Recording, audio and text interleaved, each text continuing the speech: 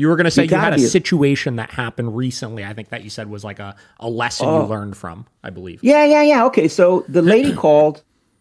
She had a chow chow, I believe, 2 to 3 years old. And, you know, for me, it's the big thing. Like, yeah, I care what breed it is. I care about the issues you're having. But, man, age makes a big difference. Mm-hmm. This is a 8-year-old dog. How much like more effort you really want to drop 20 grand on an 8-year-old dog? Yeah. If you want to, that's on you. But like, what are you trying to accomplish here? Here we have a 2 to 3-year-old chow chow, showing signs of dominance, leash activity. I think it's bit 2 people already. And she's very, very soft on the phone, right? Mm-hmm. Fine. Very, very inquisitive on how we're going to train. And great. I'm happy that you're asking the right questions. Yeah, but are you really going to use a prong collar? Yeah. How long do I need to use the e-collar for? I'm like, lady, we haven't even started training your dog. We're not under contract with nothing. Yeah. We're just letting you know these are our availabilities, and we think that this certified trainer would be the best for you. So she's not even taking my program. She's taking one of our certified trainers, which is half the price. Granted, it's still expensive. It's 10 grand. Sure.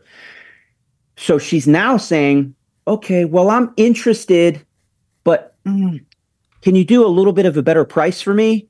You know, because I don't think I can afford it, you know? And it's like, I don't know, man. You're talking about one of the worst case scenarios, fully mature, intact, 2 to 3-year-old chow chow, already bit a couple people. This is a hard ass dog. A lot of people aren't going to be able to handle this dog. Yeah. We are going to be, I'd say, putting our lives on the line. It ain't that, but we are definitely, you'll see why in a minute where I'm going with this. Sure. I said, bro, so I had the more novice trainer, and let me not say that, 20 plus years training police dogs, very new to the pet industry, right? So most of our certified trainers are canine handlers, either current or former. He's a current canine handler. And so he's, man, you know, what do you think, bro? We could just knock a couple grand off and we'll take the dog. I said, bro, that I'm telling you now, I see the writing on the wall. This is not a good client for you, for none of us. This is a lady who, I don't care how much work you put into that dog. She's already asking you questions about how quickly she can take the tools off. Yeah. This is probably a dog who's going to need those tools for life. Yeah. 2 to 3 years of horrible behavior under its belt. Just the breed in general, the way it's acting, how soft she is on the phone. I'm like, money or no money, this ain't a money thing. Even if she says she's ready to pay the full price, it ain't about that anymore. Yeah. I said, I don't want her as a client. This is not a good client, bro. This is a dog that's going to revert.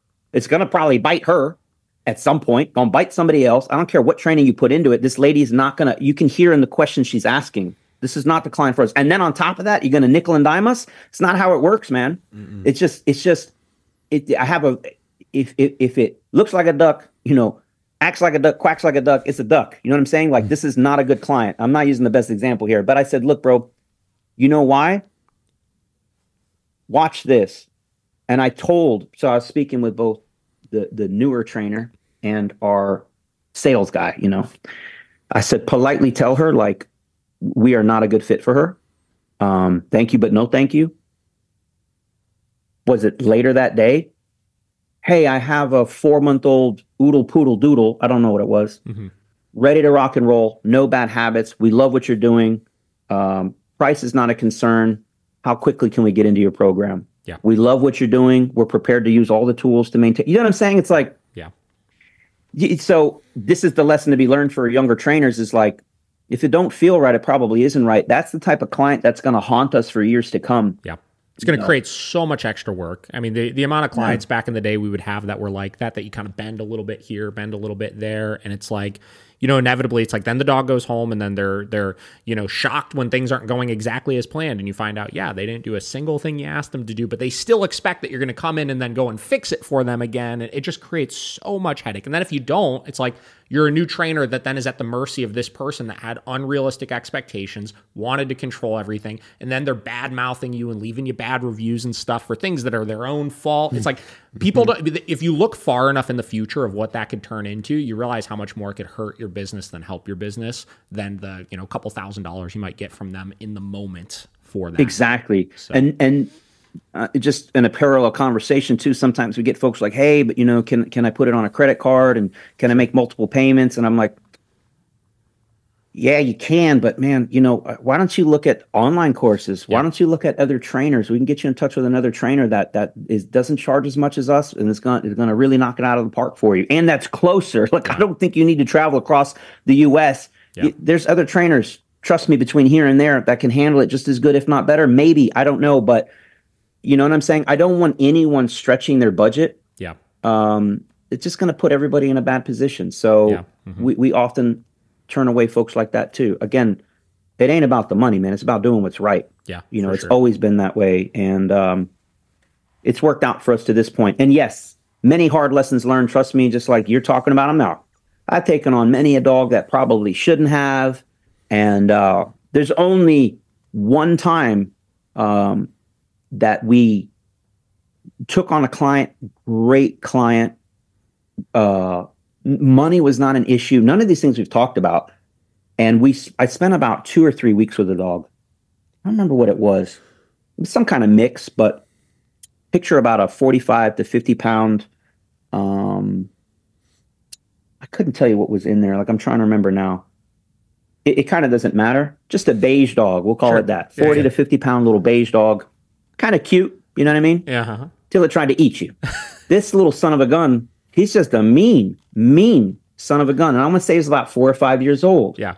And so he's been getting away with this for such a long time. And man, we tried everything under the sun to get this dog to stop being the way he's super, had a lot of barrier aggression, I guess you would call it, but mostly in and around his crate, a lot of resource guarding issues.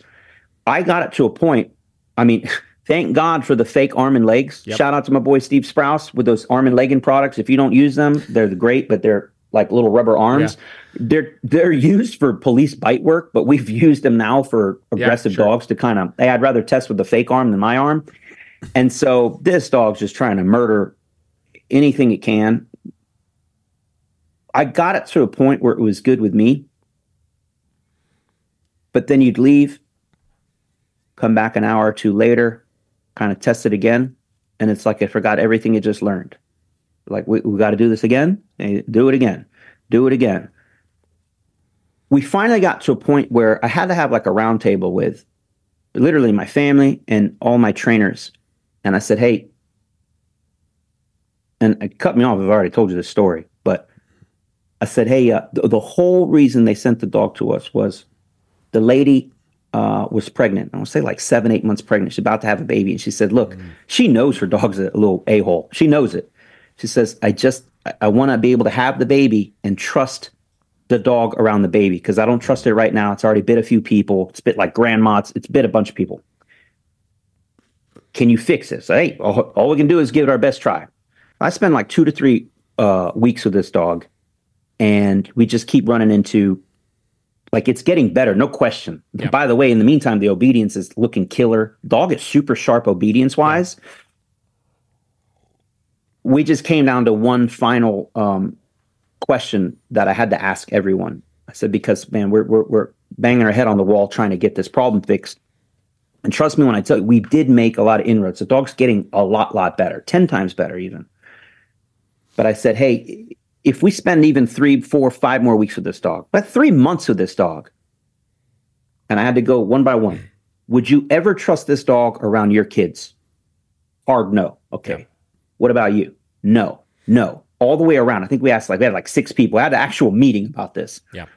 Not one person could confidently say that they would ever trust this dog around kids ever in the future. The issues are too deep. No matter how much training you put in, the chance of this dog biting a kid is just still, it's there, man. It's never going to go away. And I think I've said this on your program before, but it's like, because people's like, aren't you a dog trainer? Can't you fix it? I'm like, yeah. Yeah. How do you cure a pedophile from being a pedophile? Yes. We probably talked about that before. Yeah. It's a kind of a weird convo, but I'm like, this dog is a bitophile. It's going to bite you at some point. So I had to call the lady, and it was one of the worst calls I ever had to make, man. I said, I feel defeated as a trainer. I said, we've spent 3+ weeks with this dog. We've had this meeting. I told her everything I just told you. I said, I don't care how much training we put into it. I would never trust this dog around kids. Yeah. I said, we can keep training. His obedience is going to be perfect. Yes, it's made huge improvements, but I'd be lying to you if I'd ever trust this dog around kids. It's going to bite someone. It's just going to bite someone. Mm-hmm. How bad? I don't know, but it ain't going to be pretty. Yeah. And so I said, I gave it to her, but what do you want us to do? And this is my suggestion. And the suggestion was, we're going to refund every penny of your money. Sure. We don't want any money from you. And we will do everything we can to try to put you in touch with anyone else that might have a better shot at this. But trust me when I tell you, at this point, I've already made all the phone calls. Yeah. I've asked all the questions, and everyone's like, have you tried this? I'm like, yeah, I tried that. Have you tried this? No, let me try it. Come back. That ain't working. Yeah. So very sad, man. Still to this day, it like kind of haunts me. Like, man, is there anything else we could have done for that dog? And short of putting it on drugs and medicating it to where it's like half unconscious, even then I wouldn't trust that little son of a gun, man. Yeah.